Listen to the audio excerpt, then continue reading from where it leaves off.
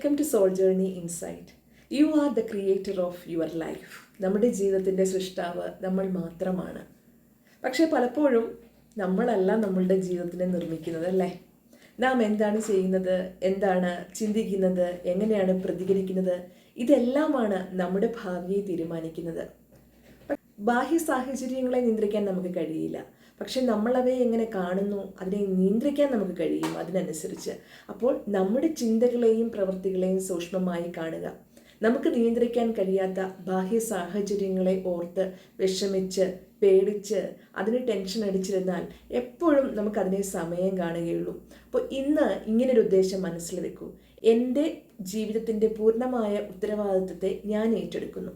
നമ്മളുടെ ചിന്തകളെ, തീരുമാനങ്ങളെ, പ്രവൃത്തികളെ ഒക്കെയും ബോധപൂർവം തിരഞ്ഞെടുക്കുക.